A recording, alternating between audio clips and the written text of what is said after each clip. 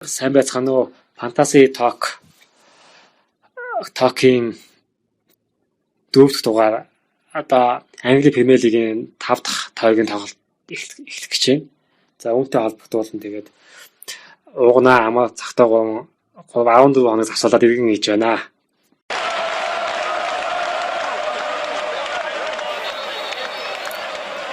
Английн Премьер Лиг болон Fantasy Премьер Лигийн тоглолт, тактик, солилцоо 8, анализ, таамаглалын тухай 7 хоног бүрийн Fantasy Talk подкаст.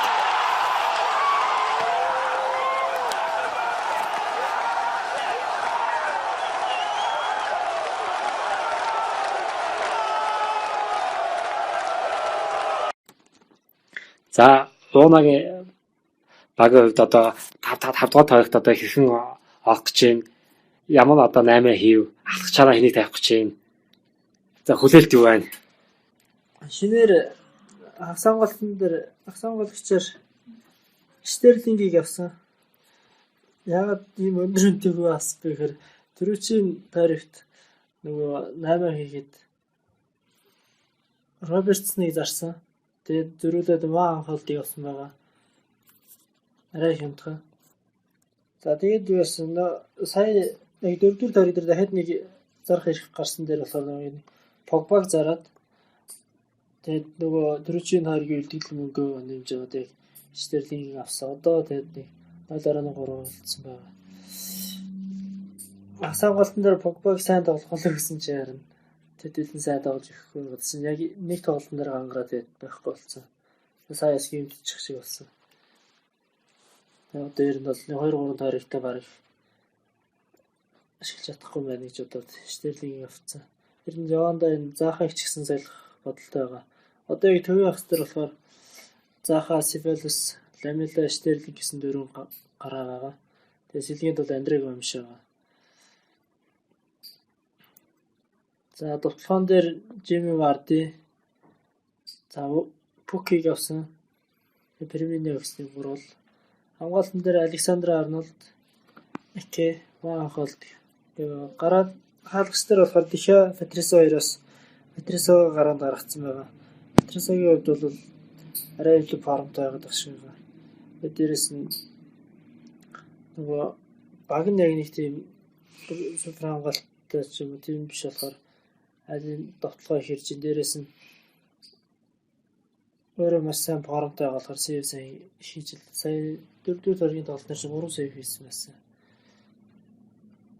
Иймэрхүү гараа бэлдсэн байна. Тэгээ багийнхаа ахлагчаар одоо Перминийг тавьсан байна. Ливерпул талбайдаа тоглох болохоор барыг хангалттай хожин дээрээс нь тэгээд Перминий бол тэр тоглолтын дээр бол нэлээд гол өргөсөл авах гэж үзэж байгаа.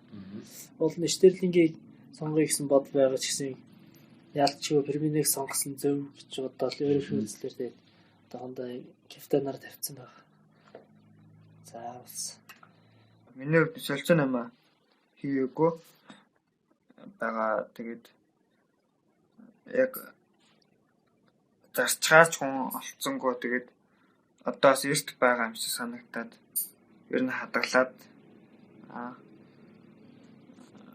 тэгээд солилцооны ярихүүдээ хадгалж агаад 2-3 тойргийн дараа ч юм уу эсвэл 10 дахь тойргийн үеэр ч юм уу ингээд нэг солилцоо фонд чичи гэж бодоод тэгээд бас одоо тоглож байгаа тоглолтын яг форм олцсон гэж харахгүй байгаа даа л да. Миний хувьд үлрэл дөнгөж эхэлж байгаа учраас эхний тийм нэг давалгаа л явж байгаа. Тэгээд чинь 38 тойрог тоглолно нийт. Тэгээд тэрний нэг 10 тойрогоос хойш ер нь форм олж гинэ гэж харж болохоор юм шиг санагдаад байгаа. За тэгээд энэ 7 хоногийн хувьд бол яг гараанд бол арай Фабианскиг тавьсан. Ягаад вэ гэхээр Вест Хэм Астон Виллатай тоглож байгаа. Брайтон болохоор Бurnley-тэй тоглож байгаа. Тэгээд Burnley эсрэг нэг клиншит хийчихнэ гэж бас харахгүй л байна. Астон Вилла доос гарч ирсэн баг. Вест Хэм бас хамгаалт гайгүй учраас клин шит хийх магадaltaй миний хоёр хаалгач байд Пепенскийн болов гэж таамагласан. За тэгээд хамгаалагчдаар Акег суулгасан Эвертон эсрэг тоглоно. Эвертон ч одоо Премьер Лигийн хамгийн өндөр баг байгаа. Тэгээд хамгаалагчд нь тийм харахад одоо Кинч гэдэм үү. Тэгээд Еремина энэ гээд их өндөр. Тэгээ 2 давхарт их сайн тоглодог учраас Акег ер нь 2 давхарт дээрлэгээ тоглосон гэж бодохгүй учраас суулгачлаа.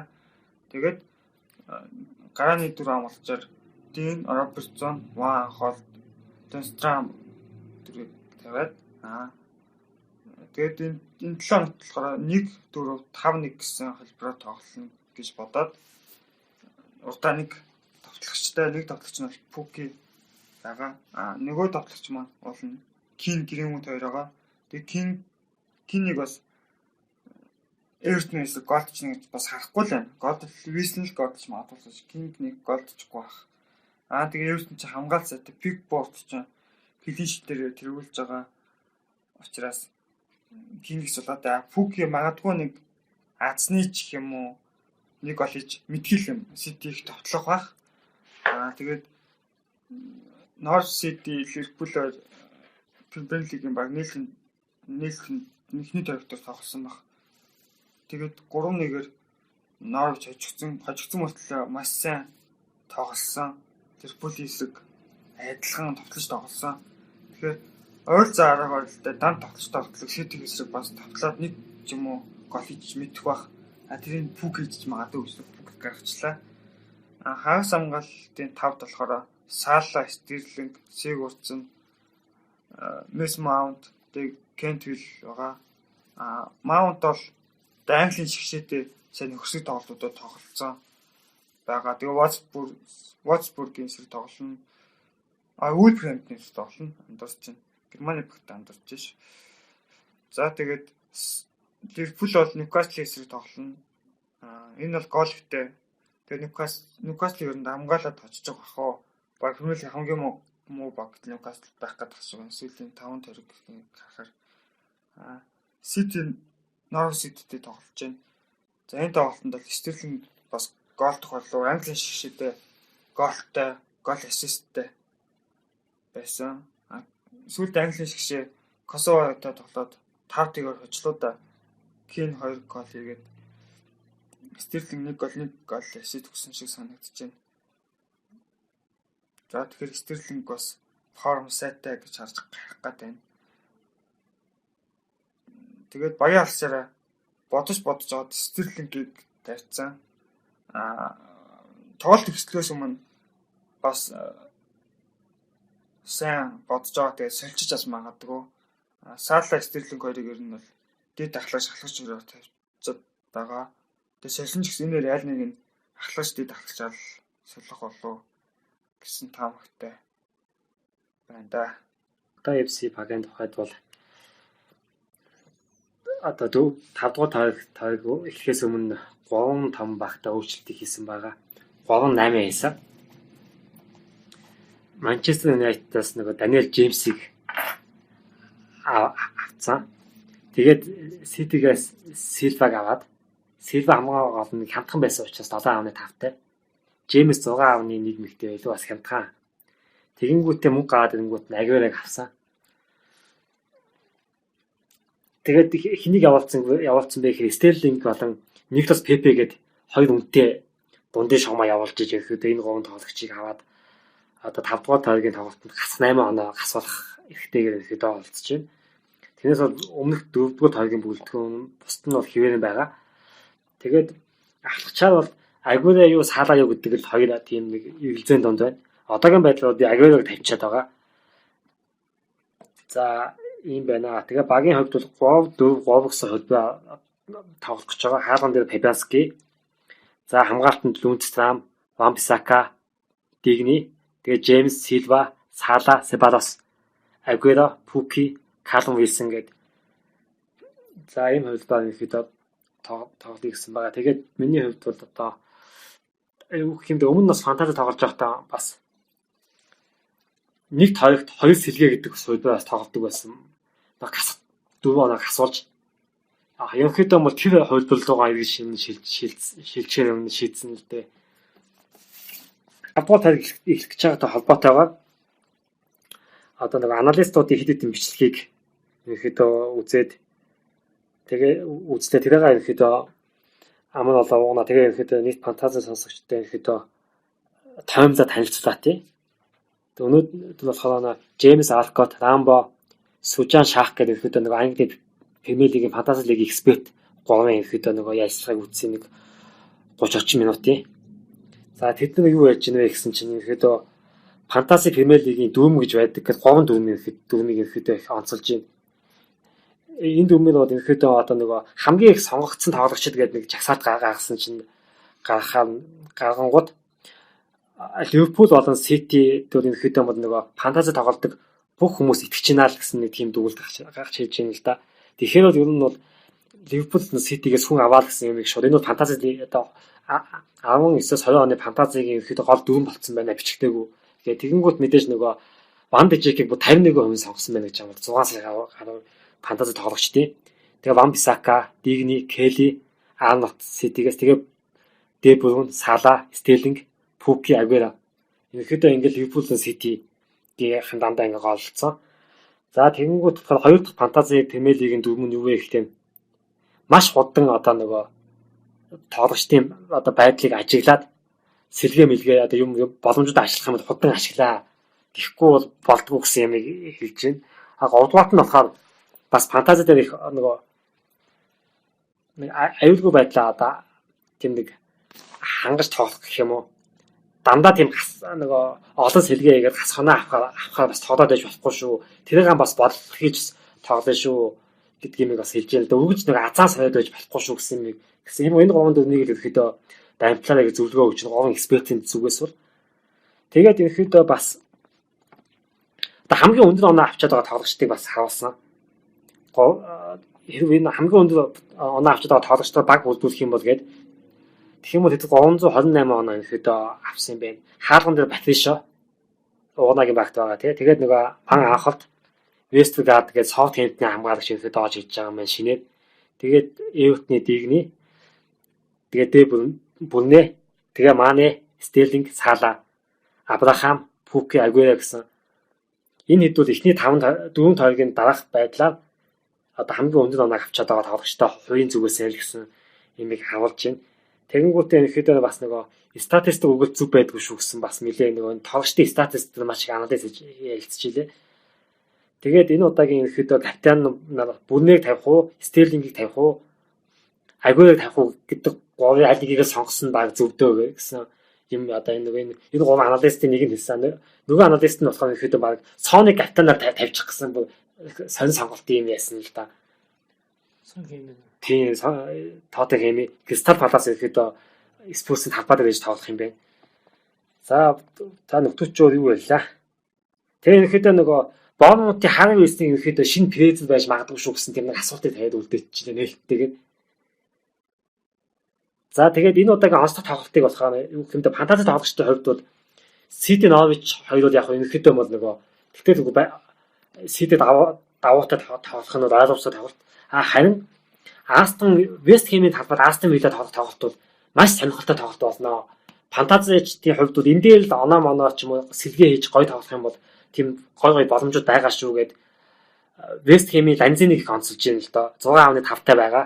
Тэгээ 18 оноо авсан байгаа гэдгийг онцолж илээ. Ланзини тэгээ бас Вест Хэмийн нэг шинэ довтлогчийг тэгэнгүүт Астон Виллагийн хувьд бас хин гэдэг Весли гэдэг бас нэг довтлогч 6-тай бас байгаа. Эвертон сая 2 тэгэр хажих бас чухал гүйцэтгсэн. Тэгээ ерөнхийдөө нөгөө Нодингийн Чемпионшип лигт Норвичийн дараа авах үзүүлсэн байна шүү дээ. Астон Виллагийн хувьд нөгөө хаалгуу зогсон цогт голын боломж үүсгэсэн нэрээ. Тэр утгаараа бол ерөнхийдөө Вест Хэмтэй бол нэлээд ширүүн гоё тоглолт үзүүлнэ, нээлттэй тоглолт үзүүлнэ гэж тийм нэг зөвлөгөө өгч байна. Тэгээд фантази Премьер лигийн одоо эхний 4 тойргийн байдлаар одоо нөгөө хамгийн одоо баг одоо нөгөө тоглогчийг сонгосон баг болохоор ерөнхийдөө баг толгойж таарч байгаа юм байна. Хамгийн форм муутай баг болчихж байгаа юм байна л да фантази тоглогчдын хувьд бол нэг тэрийг нэг хэлж илээ. За өөр чинь юу хэлсэн бэ нөхдүүд? Тийм. Фантази Премьер лигийн авраг одоо нөгөө Адам Леви гэдэг хүний бас нэг ярилцсан дээр болохоор Адам Леви болохоор ерөнхийдөө бол 5 дугаар тойрог дээр бол ерөнхийдөө нөгөө free hit chip гэдэг юм ашиглах зүгээр шүү гэж бас санал болгож байна. Тэр нь юу вэ гэхээр нөгөө тоглогч 8 хийхдээ нөгөө хязгааргүй 8 хийж болно. Тэгээ нөгөө нэг тавгийн тоглолтын дараагаар тэр тоглогчдоо буцаад хэвэндээ очино. Тэгээд оноо хасахдахгүйгээд тэрийг хэрэглүүлэх боломжийн тавыг бас илж байгаа шүү гэж бас хэлж илээ. За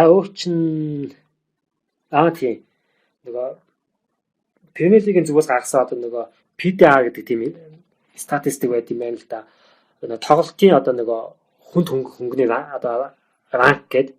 Энэ ранкаас ажиллах юм бол ерөөдөө Арсеналаас Абумаянгийг авах юм бол одоо Арсеналын одоо нөгөө энэ дараагийн тоглох учраанууд нь ерөөдөө жоо хөнгөн болж байгаа учраас Абу ерөөдөө одоо голдох тэр юм руугаа илж байна. Абу том багууд голддог. Тэр нэг дунд болон тэр нэг жоохон ингээд дундаас доош гэж ангилгаж байгаа багуудад бол ерөөдөө олон гол хийх магадaltaй учраас Абугаас авч болно шүү гэсэн бас юмыг хэлж илээ. Тэгээ бас Фирминог их онцлоод илээ л дээ. Ерөөдөө бол бас их сайн байгаа гэд.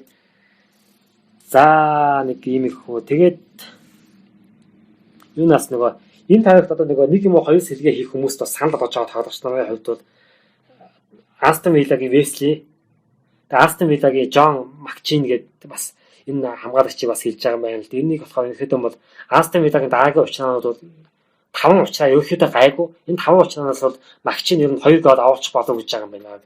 Нөхдүүдийг хэлж байгаа бол скаутууд тэр нөгөө аналистуудыг хэлж байгаа. Тэгэхээр ерөөхдөө бол одоо нөгөө Лестерийн Мэдисон ерөөхдөө форма гэж олж байна.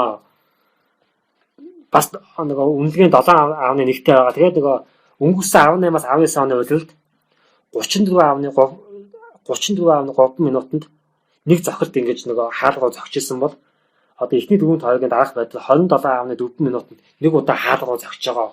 Энэ үзүүлэлт нь сайжилсан. Ингээд энэ утгаараа бол ер нь бас ор тарах бодод бас ерөөхдөө бас гол хийж магадгүй гэдэг байгаа юм байна. За тэгээд Силва бас нэг тоглолтод бас авч болно шүү гэж байна. Яагаад вэ гэхээр ерөөхдөө нөгөө өнгөрсөн 18-аас 19 оны үеэлд 25 тоглолтод эхний 25 тоглолтод 4 ассист аваач юу гэсэн юм байна л да. Тэгсэн чинь одоогийн байдлаар болохоор эхний 4 тоглолтод 4 ассист өгчөөд ассист өгөөд энэ удаагийн нөгөө Премьер лигийн удирдлагаа маш гайхамшигтайгаар хэлж байгаа учраас бас нэг удаа бас нэг хямдхан сэлгээгээд бас энэ Силваг хаж болно шүү гэж. Тэгээ Ливерпулийн Робертсныг энэ удаа бас онцлцсан байна л да. Яагаад вэ гэхээр хамгийн олон удаа нөгөө хүмүүс ихээр зарсан тоглогч тэгсэн мөртлөө эргээд бас энэ тавигт бас маш их худалдаж авч байгаа. Тэгээд хамгийн гол нь нөгөө өөрийнхөө талбай дээр энэ Робертсон Амнат хоёулч шилдэг форма үзүүлдэг учраас багт гол хийж ассист үзүүлэх болоод гэж бас тийм бас хэлээд байгаа юм байна. За чин Банлиг Ашли Барнсыг ерөөхдөө нөгөө Баяртай Альбанис багаар голын цовлоо үргэлжлүүлэх болов гэж хэлээд байна. Хэлж байгаа юм байна. Тэгээд Баяртай Альбаны бас Нийл Мопай гэдэг давтлагчийг бас Банлиг эсрэг ер нь голд магадaltaй шүү гэсэн юмыг скаутуудын зүгээс ерөөхдөө санал болгоод байгаа юм байна лээ.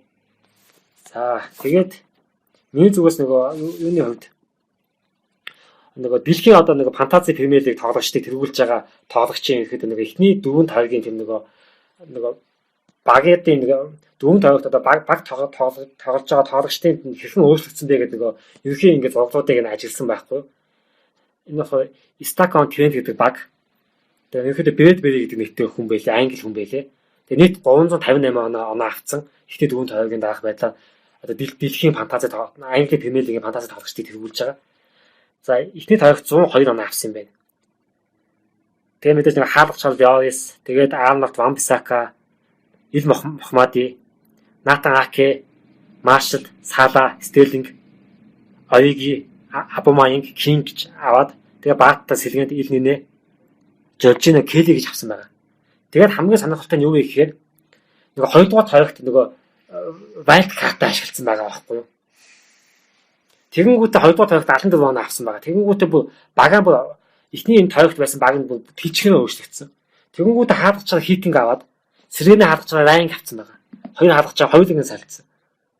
Тэгэнгүүтээ хамгаалагчаар нөгөө Ситигийн Лапортыг аваад Шеффилд Юнайтед Лүнстрамыг аваад тэгээд Данкиг аваад энэ чинь нөгөө PH-ийг яах штэ тий. Тэгээд Арсеналаас Манилалыг аваад Ситигээс Родригог аваад Салаг аваад Стерлингийг аваад Пукийг аваад, Ваадыг аваад, Кингийг аваад ил нэнэ Арнолд Маршал гээд авцсан байгаа. Тэгэнгүүтээ Пукийг капитанцсан байгаа. Маш мэдрэмжтэй ч юм уу да. Тэгэнгүүтээ 3 дугаар тавигт яасан байна вэ гэхээр нэг л сэлгээ хийсэн байгаа. Одоо энэ сэлгээгээ хийгээгүй. Нэг сэлгээ ханыг солилцсон байл да. За яж хаатигаас хаат. Кантвелийг авцсан байгаа. Бос тоглогчдод хэвээрээ. Тэгэнгүүтээ капитанаас хаалаг тавиад 88 он аваад тэгэнгүүтээ 4 тавигт одоо юу хийсэн бэ гэсэн чинь болохоор фри хийчтэй ашигласан байгаа. Нөгөө хичнээн тоглогчийг одоо нөгөө сольж болно. Гэхдээ нөгөө солилцоогод нөгөө оноо хасахгүй гэсэн ихээ. Тэгэнгүүтээ пик кодыг хаалган дээр аваад Арнолтыг аваад Арнолт байгаа. Дигнийг аваад байхгүй байсан. Келлиг аваад Минксийг авцсан аваад хамгаалтаас 3 хүний шинээр солиод тэгэнгүүтээ бүрнээ одоо 3 дугаар тавигт байхгүй байсан чи бүрнийг аваад Маунтыг аваад байхгүй байсан тий. Стерлингийг хэвээрээ тэгэнгүүтээ Пукега эргэж Пуке байгаа. Ваадыг авцсан байна дээ шинээр. Бас Агуэрыг авцсан байгаа. Тэгэнгүүтээ Агуэрыг капитанцсан. Их мэдрэмжтэй. Дандаа капитанцсан хүн болгоно дандаа даблд жоо авсан байгаа байхгүй юу? Тэгэнгүүтээ одоо энэ 358 оноогоо тасгацсан байлээ. Хоёрт төлөв говт явж байгаа хүмүүс нь 330-д 20-д байх шиг байсан баха. Бас тэгэхээр нөгөө түүчийн тэр нөгөө фэнтези премиер лигийн нэг аналист нөгөө сужаа шахах хийснээр бол нөгөө фэнтези премиер лигийн дөрөв мөдөг тэр нөгөө хурдан хөдлөх ёстой гэдгийг ашиглаж байгаа байхдаа л би нэг дүгнэлт хийсэн л дээ энэ дээр. Тэгэхээр бас нэг ийм ингэж тоглолт юм байна да фэнтезиг тэргүүлж байгаа хүмүүс. Тэгээ би тэгэнгүүтээ нөгөө өөрийнхөө ингээ багыг ажигласан чинь бас л сонж юм шиг. За статик энэний хажууд жоохон жолоо хандаа л гэж дүгнэлт өгсөн л дээ нэг сэлгээ мэлгээ ихтэй нэг сони хийгээд. Тэгэхээр энэ бол яалч ч нэг мэрэгжлийн тоглогч бас өөр юм байна гэдэг. Тэгэхээр одоо 5 дахь тавигт одоо баг нь яаж өөрчлөгдөх вэ гэдэг сонирм санагдаад байна л надад. Энэ баг дээр л одоо сэлгээ хийж таах гэдэг байгаа. 3 дугаар тавигийн баг дээр. Яг бусд нөгөө ихүүд ашиглаагүй энэ бүр хоёр их ашиглацсан. Харин тийм. Эсвэл төв зур ингэж явж байгаад нөгөө гүйцэгч магадгүй байх. Одоо энэ ганцхан нөгөө трипл капитан гэдэг ихэнд үлдчихэд байгаа юм байна л дээ. Бенч буст гэдэг хоёр ихэн. Тэгээ тэр хоёрын ч нэг сайн их биш л дээ. Энэ нөгөө фантази тоглогч сонирхолтой ийм их хүү байна. За та хоёрын зүгээс нэмэлт хэлэх комментод юу байна?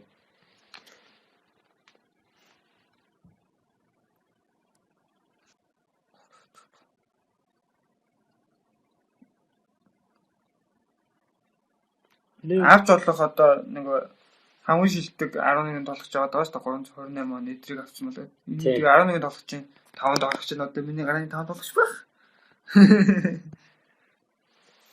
Тэгэхээр бас болж ийн л доо.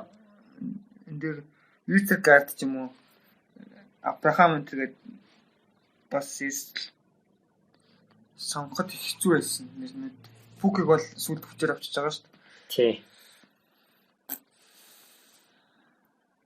Тэгэхээр яг Ван хол Дин Патрисио Стерлинг Сала Агур энтер бол бүр автоматар авагддаг. Тэгэхээр яг 6-аас 7 сонголт нь 5-аас 6 сонголт нь автоматар авах шууд авагдана. Тэгээ өлцөн тэгээд 5-аас 6 сонголт нь дээр л ирнэ хүмүүсийн оноо тийш ташил гүйж байгаа юм байна л да. Тийм. Тэгээд нэг капитана нэг мэдээж тавих юм болчиход байгаа шиг байгаа. Тэгээд хамгийн пауэр сатад байгаа тоглогч ихэд бүрний оож таагаад байна л да. 1 гол 5 ассист. Хаад энэ дундаас яг харах юм бол тэгээд дундын шугам тоглож байгаа. Тэгсэн мөртлөө яг бүтэн 90 минут тоглохгүй байгаа даа шүү дээ. Ер нь бол 70 минут 80 минут тоглолаад үүргээ үүсгэжтэй хичээл Пепиг нь суулгачаад хаагдаад байгаа. За чи сүүлд дийлэх чинь ханахтай тоглоход 1-2 ажиллаа. Тэр тоглолтын дээр Дебройн 1 гол 1 ассист өгсөн. 3-1 авсан тоглолт. Тэгээ баяр халагчтай хаагдсан. Азар бэртэлтэй гээд. Тэгээд өөөсөө өлөрлийн өмнө тоглолтууд дээр ч гэсэн их амар байсан. Форм сайтай өнгөрүүлж байгаа. Энэ формат хатгалан малтын орог Сидней 2 том цом урч юм бол тэгээд Болондор авах хэмжээнд дэрхтэлэх л та. Тэгээд яг Агуэра 6 гол айдаа авуулсан ч гэсэн аналистууд ингэсэн.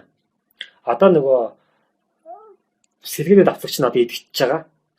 Тэгээд Пепийн зүгээс Агуэрагаас илүү сэргээний давтлагч Жесус илүү минут олгоно гэдгийг ихэд нэг зарлцсан байгаа учраас Агуэрогийн минут багаснаа. Тийм учраас нөгөө Спурсийн Harry Kane эсвэл Арсеналын абууг авах нь юм утга хугацаанд ихэд зөв сонголт болно. Агуэрог бодох юм бол хямдхан гэж л юм.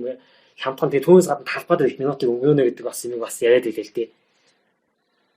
Тэгээд нэг Агуэрог 8 яйцнээс хиттэй хойно тэр нэг анализыг сонсоод за одоо буцаагаад төвдөө гэдэг одоо ингээд гүрэхээ шийдсэн л дээ. Яг Агуэро яг одоогийн юм байгаа формоор бол бас тийм ямар суучихгүй байх л та. Тэгээ гарч ирсэн ч бол уусаа пенальт авдаг гэхэд Агуэро цохин нэгдгийг өөрөө бол тэгэл тэмцээ дээр нэлэрхийлдэг байгаа шүү дээ. Тэгэхээр бол өөрхийн хэмжээнд оноогоо хангалттай авчлах гэж чинь харин нөгөө үнтэй болохоор бусад сонголтууд дээр жоохон төвөг болох байх л та. Харин тий. За Есүс итэл 9 сар тавтай л. Тэгэл тий.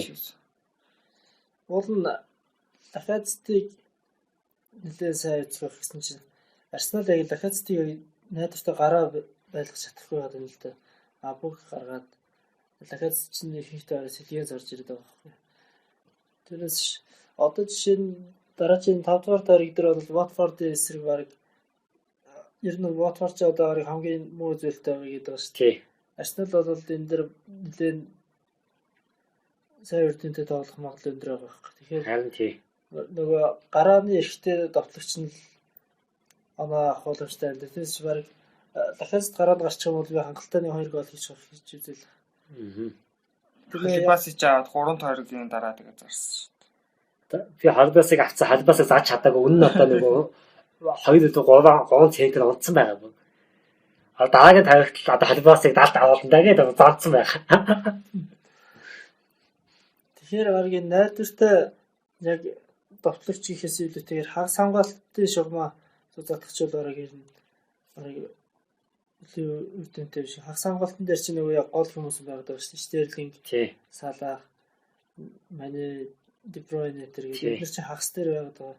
Гэсэн мэт яг тэр багийн үнцэн гараад болохоор эдгээр чинь довтлогчоор гарч тоглоод байгаа шүү дээ. Тий.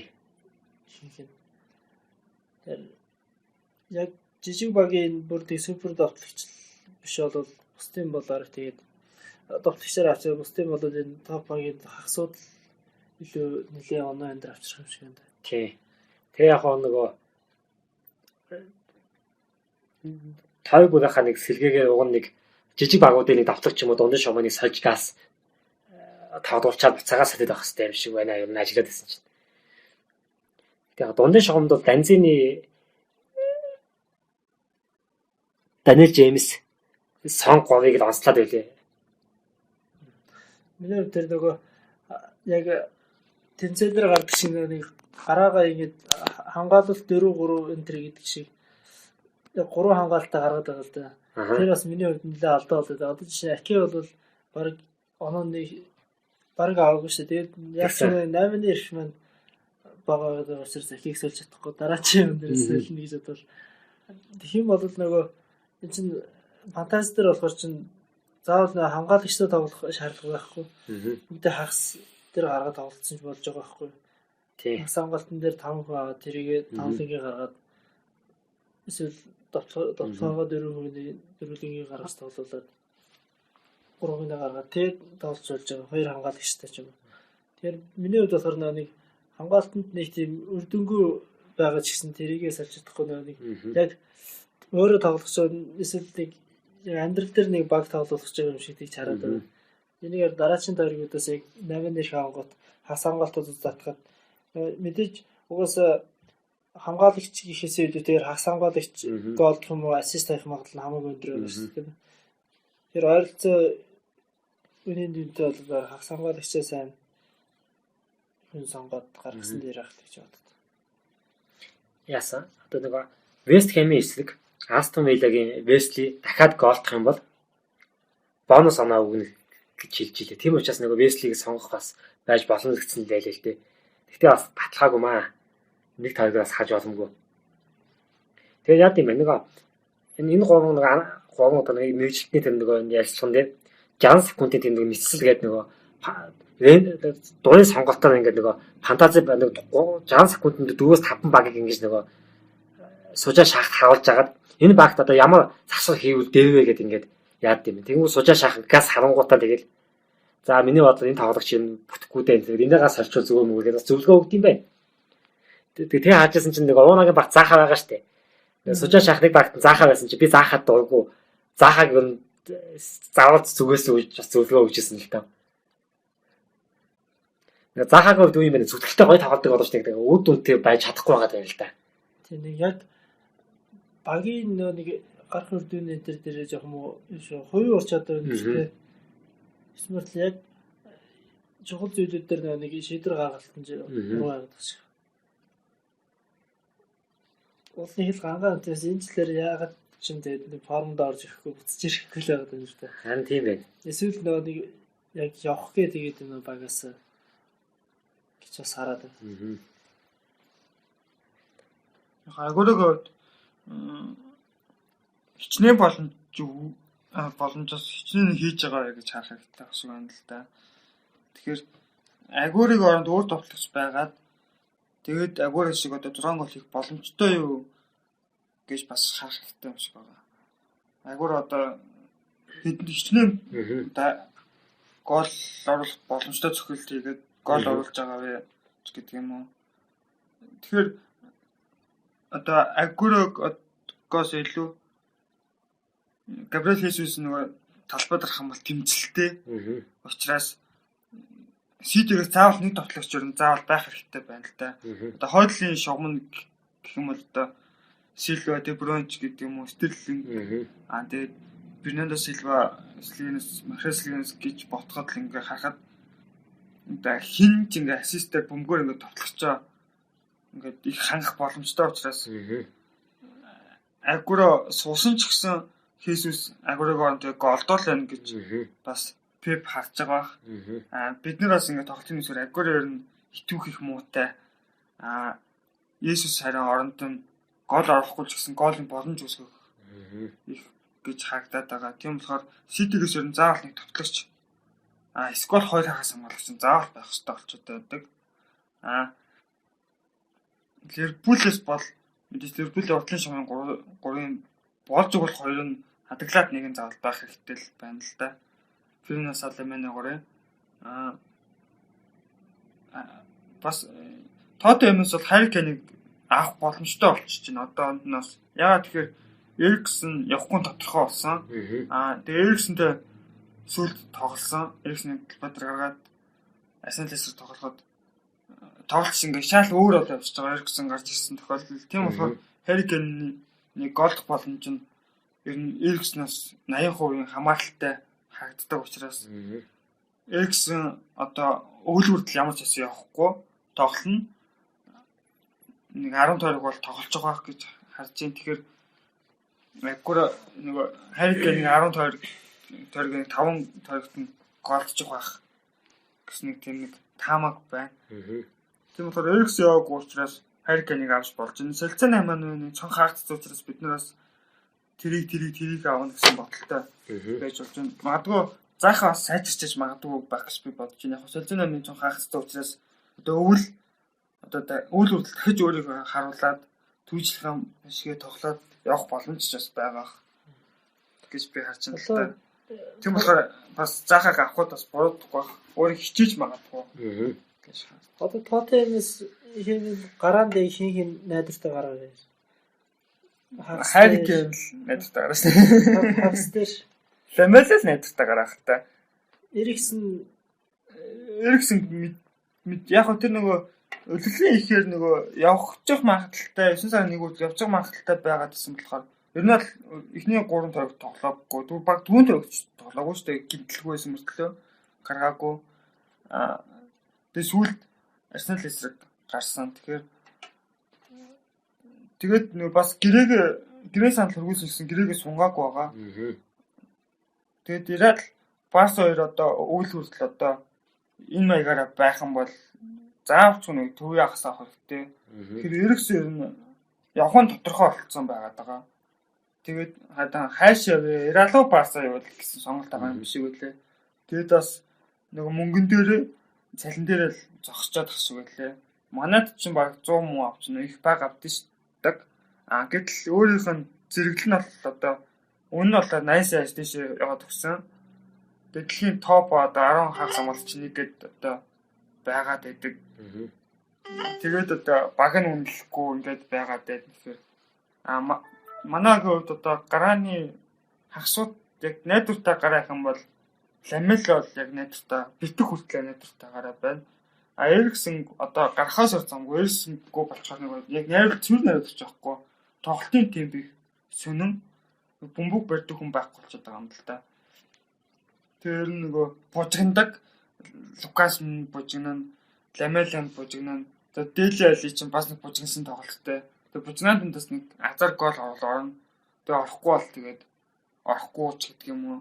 Хайркен болохоор бас өөрөө боломж үүсэхгүй, боломжийг үүсгүүлж тэгээд тэрийг чихэж оруулаад тоглож учраас бас гол их муутай байгаа гэдгийг хардаг юм. Тэгэхээр удахгүй Лососо гэдэг одоо Аргентин залуу хоёр нь бол байнга ангаараа болчих боллоо гэж би хараад байна. Почер нь Аргентин тоглогч нар хоёр нь гранд илүү болох ашиглах боллоо. Ер нь хийж байгаа 8 минут нарахаар ер нь их хэмжлэн Аргентин тоглогч нараа авчдаг. Учраас тэгээ энэ жил хамгаалалт маань ер нь тэгэхээр энэ жил тоотой нэг олон гол болж бүжиглэхгүй байх л гэж байна. Яг сон манайгаас одоо хамгийн өндөр ур чадвартай тоглогч учраас ганцаарчлсан тоглолтоос гол оруулаад иж мэднэ л гэсэн байртай. Түр жилийн юугаар Соныг ер нь тэгээ Соныг би авахыг нэг санал болохгүй дээ. Соны орнд баг Фернандо Силвач дээр иж магадгүй баг. Тоотой хэмээ хувьд юу бас юу юм одоо нөгөө даачин говь тойрогч Кристал Палас, Саутгемптон, Брайтон Альбион гээд ер нь бол гайгүй тойрог учраас хаалгачийн хувьд бол Лоресыг бас хаалгаж байгаа сонгуул бас клин шит хийх магадaltaй шүү гэж бас зөвлөж байгаа. Тэгэхээр нөхөдөө бол Кристалтай өстө тоглолт нэлдэг шүү. Хойтлаас бас хамгаалтаас хүн авах зүгээр юм шиг. Сон бод харыг кэжс байж болохоор юм шиг байгаад байгаа. Гэтэ тэгээд Сон бас яг найдвартай гараа бас байхгүй байгаа шүү дээ.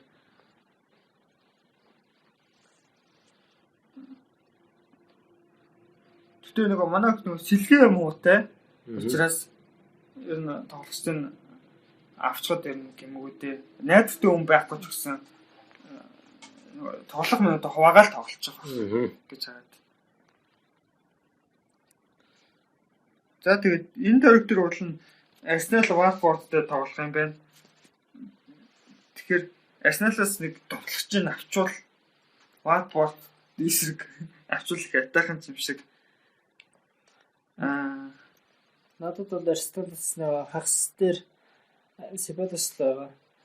Лахацтыг тэр чинь 3 дугаар тойрог дуусаад зарцсан. Зараад зөрөө мөнгөлдсөн мөнгөн дээр нэмж яагаад Лахац нөгөө Робертсон хоёрыг зараад тэр нэг Пукиг аваад нэг нь болохоор хийнэ авсан байхгүй. Стерлинго. Тэ Стерлингийн сүйд авч байгаа. Пуки аваад нөгөөх нь болохоор Ваа холдыг авчиж байгаа. Тэгэхээр яг хоёр ч хоёлаа хямдхан бол авчиж байгаа. Тэгээ 4 мөнгө нь чи 4 үлдсэн. 4.1 үлдсэн. Тэгээ 4.1-ээс сая 4-р тойрог дуусаад Погбаг зараад. Тэгээд нэмээд яг 12 асуулсан л да. Тэгмүүд нь Стерлингийг авцсан. Салаг авах уу, Стерлингийг авах уу гэж нэлээд эргэлсэн. Тэгээд ус Ливерпулээс Премьер Лиг болохоор Ситигээс заалны хүн байх шаардлагатай гэж үзээд ер нь бол зайл юмыг яаж байл нэг багийн тэнцэх юм уу гэх юм бол нөгөө багийнх нь нэг хоёрын нэг нь бол нэг хоёулаа нэг тойрогт бол тэнцэн хожигд нэгж байхгүй бол да нэг мэдэр нэг нь хожих юм бол нөгөөх нь оноогоо тойргийн хоног бол асахгүй яваад байх магадaltaй гэж харагдав.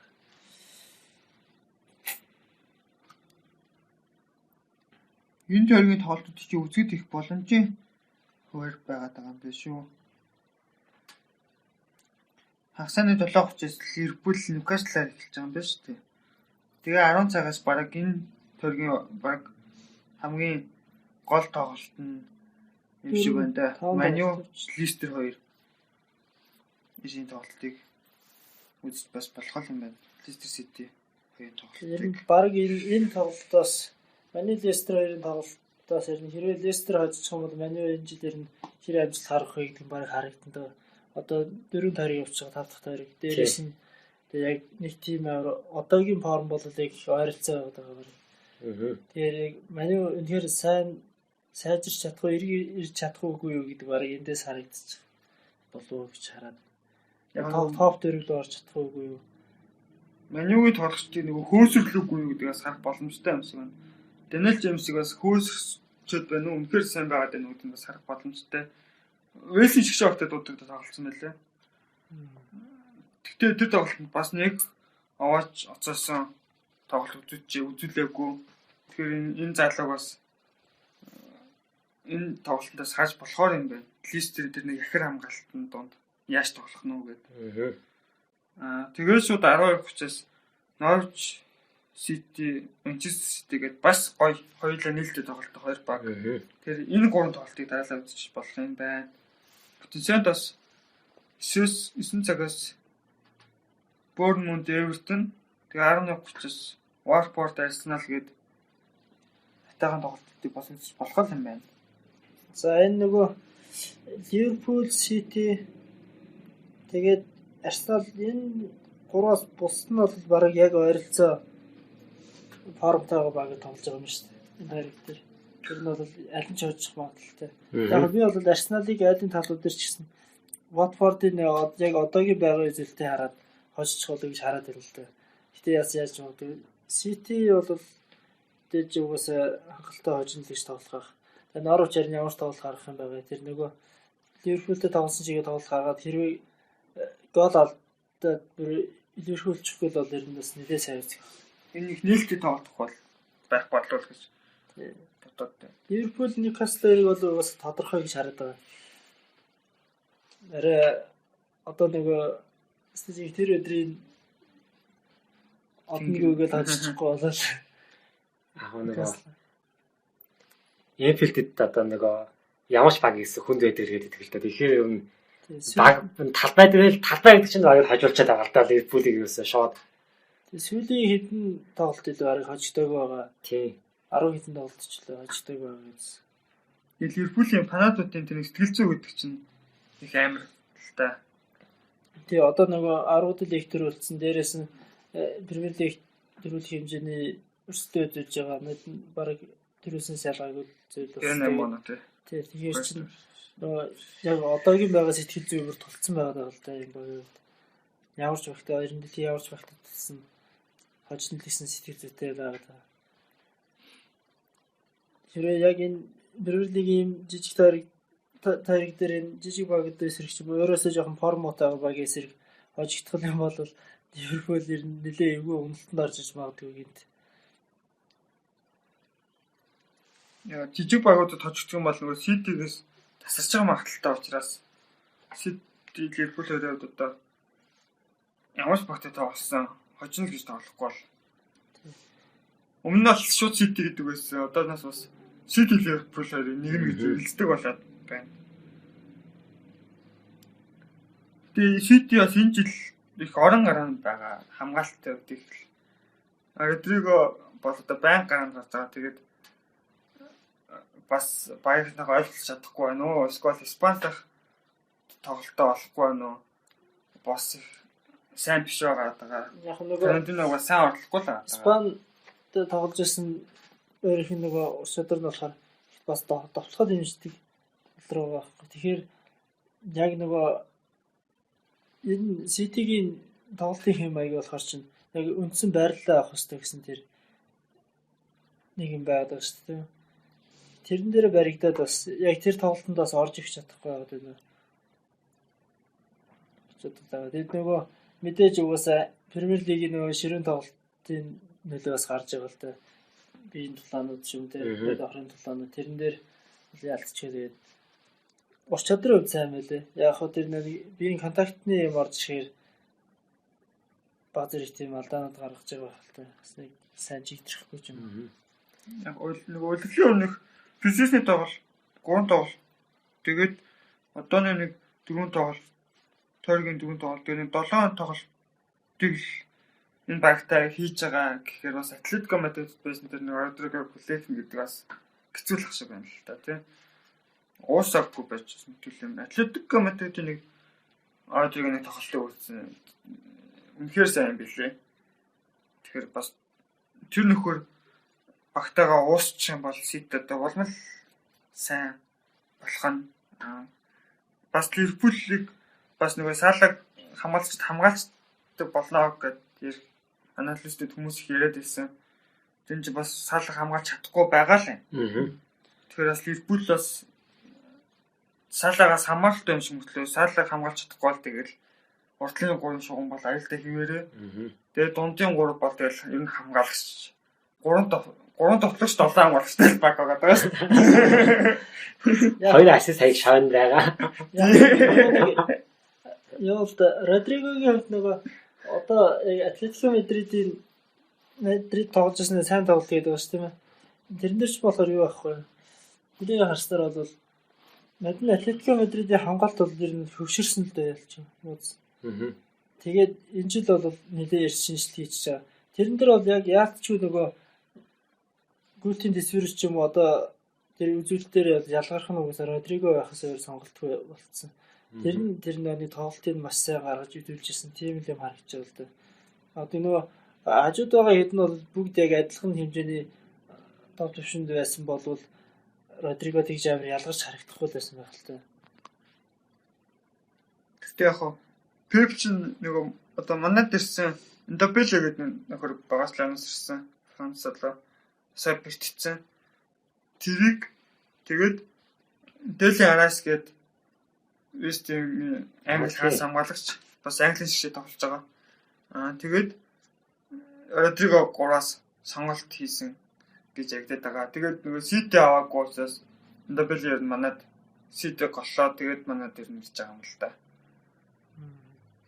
Арас ярь бас багаас яв байсан тэгээд Сити аваагүй учраас ер нь дахиад үлдсэн гэж бас яригдаа л.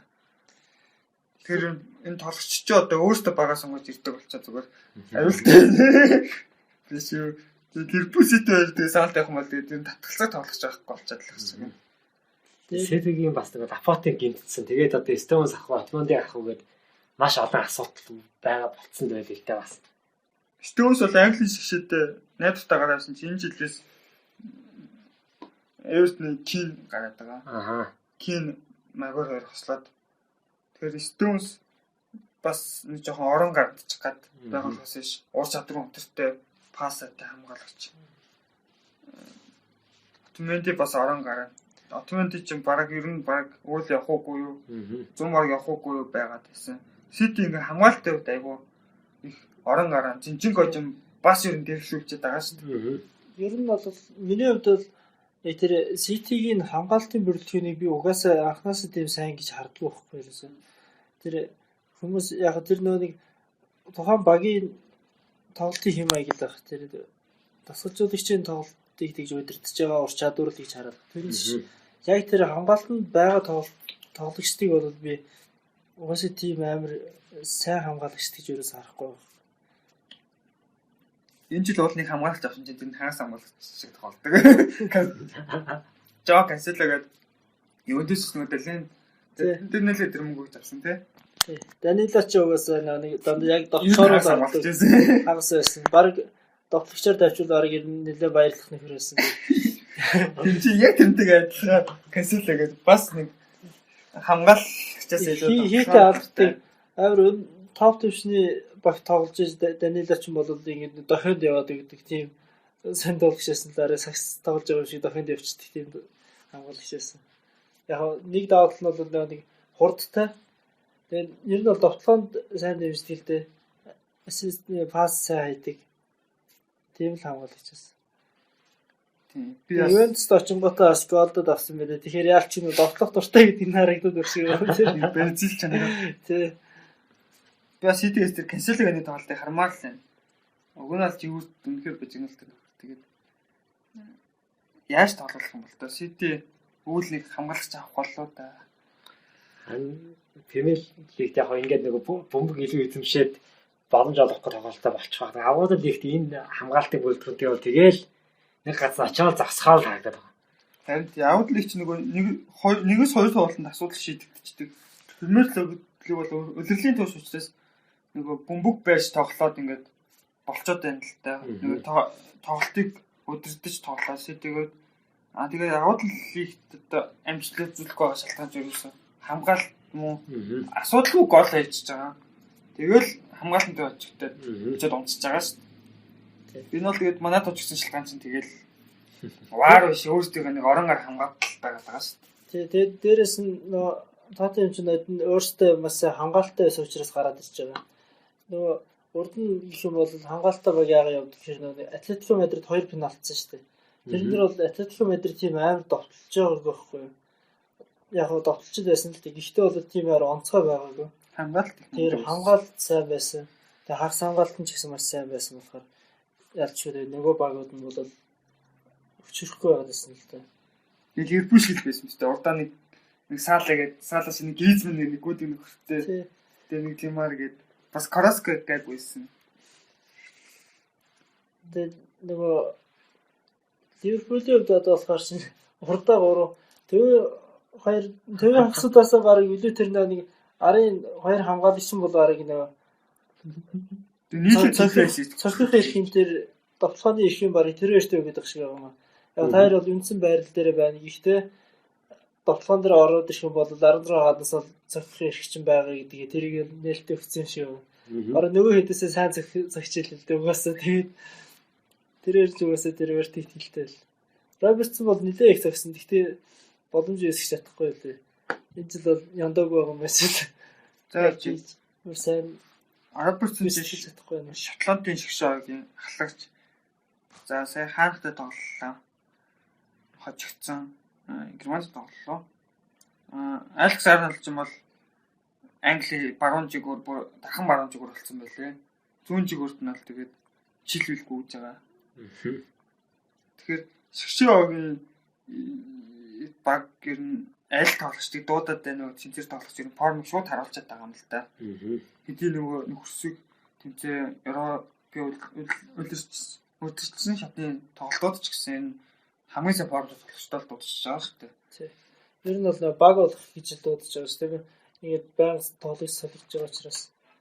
Тэгээд нөгөө бага хугацаанд баг болгоод тоглох учраас хамгийн сайн формтой тоглогчдод дуудах зүйл аргагүй учраас бас фантазид авах дээр нь шгшөөгтэй яаж тоглосон гэдгийг харуулсан их хайтах юм шиг. Арнольдын хувьд бол Робертсон шиг тийм амар их цогхгүй их хаяхгүй байна. Гэтэ яг тэр үзүүлж байгаа үйлд болгоно нэлээ үр дүнтэй байгаа л да. Хүсэл сайтай. Айгүй өндөртэй юм шиг байна. Хөлөмг айгүй өндөртэй. Робертсон одол. Тэгэхээр нөгөө яг төвийн хэдээс яалт чиглэл болчиход хүсэл сайтай болчоор тэр хэдэн ирэх байхгүй. Хайны Хендерсон хайныг цагшаар өгдөгтэй. Тэр нь ямар ч үр дүнгүй юм шин. Хендерсон чинь баг хамгийн айгүй муутай болчиход ишүүл Ливерпулээ. Энэ олон жил тоглосон гэдгээрээ л нэг юм бага алцсан болохоор яг тэгээд Хендерсон чинь баг цэвэрлэгч шахуу болчиход байгаа шиг. Винальдом гэж бас нэг цэвэрлэгч. Тэгэхээр нэгээс чи үрээ. Ливерпулийн уртлын 3-ын хэн байсан ч гэсэн оноо авах магадлалаас хангалттай байна. Харин хойноос л дээрээс бөмбөг ирж байгаа болохоор хойд хүмүүс яг урагшаа орж тэгж ямар тики така ч юм уу тийм аялтад явахгүй шүү дээ. Тэгэхээр тэр 3 хоорондоо бөмбөгөө нэг илүү хайж тийг солилцчил голын боломж үүсгэж явж байна лээ. Тэгэхээр гуруулал хинхэнийхээ голд оролцох боломжтой байна. Тийм. Жишээ Сити дээр болохоор бараг Стерлинг гол ирнэ өөрөө боломж авах юм бол захин агиород бол баг тим авар өгөхгүй байгаа шүү дээ. Тэгэх юм бол эсрэгээр Ливерпул бол тэр 3 бол аль боломжоо ашиглал гуруулал боломж үүсгэж байгаа. Яха Стерлинг агиорын бол нэг үйл болцол нэг маргаа явагдаад байгаа тоглолтын. Чи биел ер нь бол хин нэг нөмөр вэ л гэж яригдчихэж байгаа байна. Ер нь бол энэ таргийн тоглолтыг нэг хийдсэн байгаа байхгүй. Агиора Стерлинг гэдэг. Одоо энэ дээр л ер нь тэгээд чи юу би юу шийдэгдэлгдсэн байлээ л дээ. Бас. Ер нь бол тэгээд Стерлинг авах нь тодорхой байх. Гэтэ баг уг Манчестер Ситигийн нэг нөмөр ч уг нь Дэ Бройн шүү дээ. Одоо энэ одоо бодлоо хэрэг байгаа ч юм уу. Ер нь нэг дэлхийн төлөөлшөрчд байгаа. Певч төлөөлшөрч шууд баялагч шууд өгч байгаа. Аггүй тоглолт байгаа мэтлээ тэгээд бүрэн зүгэл явж байна гэдэг чинь тэгээд. Чи дуртай юм хийлээ ч юм л та. Тэгээ нөгөө ямар ч багт тэр бүрэн шиг тоглож чинь хэрэгтэй юм шиг байна. Өөртөө бөмбөг удаадгүй тэгээ нөгөө илүү юм хийдгүү хууралт юм илүү хөдөлгөөн хийдгүү хий багтай. Тэгээ нөгөө хийдэг юм ал найдвартай хийдэг. Тийм нэг тоглогч яалтчих хэрэгтэй байт юм шиг. Тэгээд яг баг болон тийм тоглогч байдгүй л бас таарах гэдэг юм л та балансыг барьдаг. Тэгээ бүрэн чинь нөгөө ассистүүд нь үнэхээр дамжуулалтыг үнэхээр яг хөлдөн хайдаг мөртлөө тэр нэг баланс барьж байгаа чадвар их өндөр байгаа дах шиг байна шүү. Тэгэхгүй бол сүйд тоглоонд өөрөө бөмбөг эзэмшиж байгаад алдах чинь бүр их аюултай болчиход байна л да. Хууралтыг хийж байгаад алдах чинь, дриблинг хийж байгаад алдах чинь хоноо алдчихдаг мөртлөө учраас. Тэгэл заахач хүнлэхдэггүй байхад дах шиг байна шүү. Тэс ур чадварын хувьд бол ойролцоо байгаа шүү дээ. Тийм. Тэгээ нэг гүйцэтгэх шийдвэр гаргалт хийж нэг мундаг юм байна л да тий. Тэрийг хэлээл. Тоглолтыг барьдаг тэр нэг бөмбөг барьдаг дундын шумыг одоо хэд нэг тэг бацдаг хүн ер нь ямар ч баг байх хэрэгтэй юм шиг. Тэгээд Монголын шгшот байхгүй болохоор тэгээд монголчууд тэгээд хожигдоод байх шиг байна. Манайх чи За юм сэтв хазаах гэдэг шүү. Анх 30 минут нөгөө огн хийгээл болъё гэж бодсон ч одоо бүр нэг цаг юм байцсан байна. Тэгээ одоо бүр ам халах шинжтэй болоо. Монгол шгшот аахгүй. За тэнийг нь яг тусдаа ярьчихэд ингээд энэ удаагийнхаа фантазиг энд төгөөд өндөрлөё. За. Баяртай. Өндөрлөё. За. Баяртай.